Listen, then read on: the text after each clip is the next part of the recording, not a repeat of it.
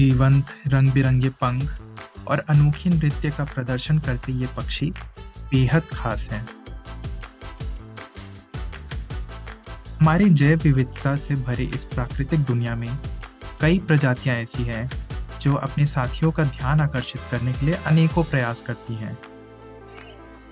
कुछ लोग गीत गाते हैं तो कुछ अनूठे नृत्य करते हैं।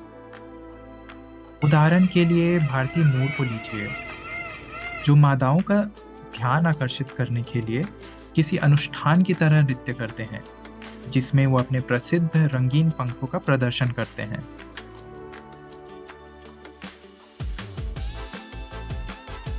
या ग्रेटर सेज ग्रॉस को लीजिए, जो उत्तरी अमेरिका में पाया जाता है।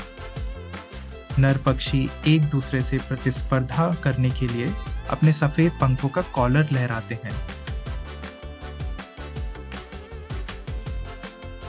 ऑस्ट्रेलिया में नर कंगारू अक्सर अपनी प्रभुत्व स्थापित करने के लिए और मादाओं को आकर्षित करने के लिए अन्य नरों के साथ दंगल में शक्ति प्रदर्शन करते हैं।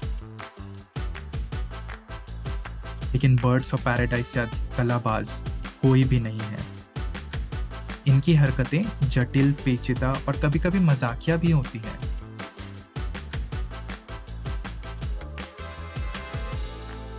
इनके विचित्र रूप और व्यवहार के कारण ही हमारे पूर्वजों को भी ये किसी पौराणिक जीव की तरह लगे होंगे। इसीलिए तो उन्होंने इनका नाम रखा बर्ड्स ऑफ पैराडाइज, यानी कि स्वर्ग के पक्षी।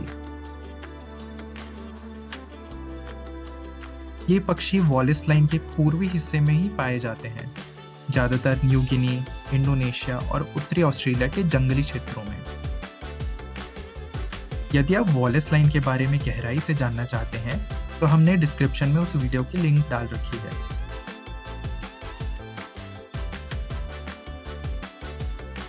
बर्ड्स ऑफ पैराडाइज पक्षी समूह में 40 से भी अधिक प्रजातियां हैं।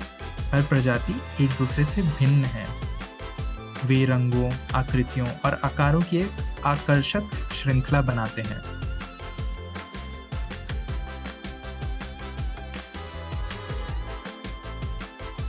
लेकिन शायद सबसे आकर्षक पहलू जिसने लोगों का ध्यान खींचा वह है इनकी नृत्य शैली।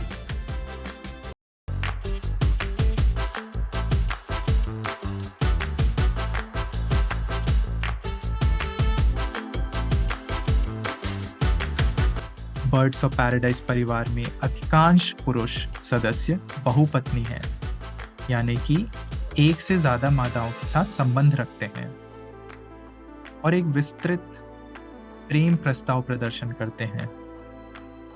वे मादा की स्वीकृति पाने के लिए और उनका दिल जीतने के लिए अपना रूप भी बदल लेते हैं।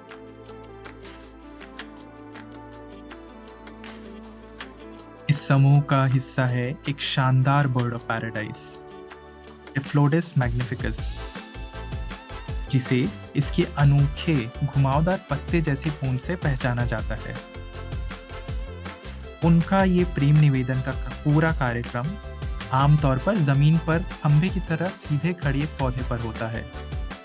इसकी शुरुआत होती है क्षेत्र तैयार करने से। नर पक्षी सूखे पत्ते, घास और टहनियों को बड़ी शिद्दत से हटाकर साफ करता है।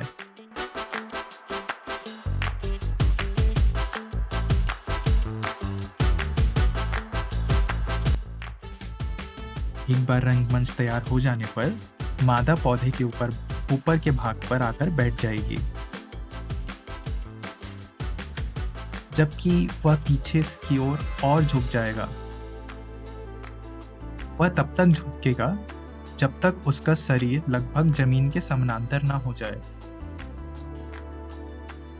ऐसा करने से उसके निचले हिस्से पूरी तरीके से उजागर हो जाएंगे, जो एक हरे रंग की ढाल की तरह दिखते हैं। उसके सर को घेरे हुए ये पीला केप मानो किसी प्रभा मंडल की तरह दिखाई देता है। नृत्य शैली, रंग बिरंगे पैर और अन्य अलंकरण इस नाटकीय प्रस्तुति में चार चांद लगाते हैं।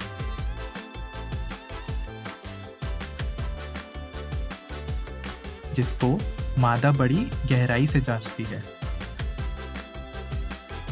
जब नर इस मनोहर प्रस्तुति में व्यस्त होता है, तो अन्य मादाएं आसपास बैठी हो सकती हैं, उसके इस प्रदर्शन का हर पहलू की जांच करते हुए।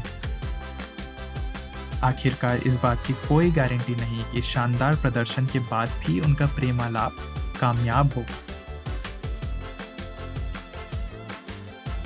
हालांकि कुछ मीटर दूर पर वेस्टर्न पेरोकिया एक बर्ड ऑफ पैराडाइज की प्रजाति है, जिसको इस प्रेम निवेदन में कामयाबी प्राप्त हुई। हर किसी प्रजाति की अपनी विशेष नृत्य शैली होती है, जिन्हें वह अभ्यास और दूसरों को देखकर सीखते हैं। बर्ड्स ऑफ पैराडाइज के नृत्य कुछ लोगों के लिए विचित्र तो दूसरों के लिए असाधारण लग सकती है।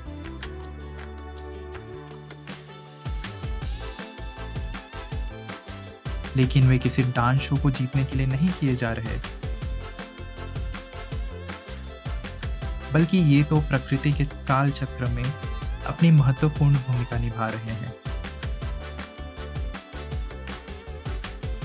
प्रकृति अद्भुत है और यह महत्वपूर्ण है कि हम इसकी रक्षा करें।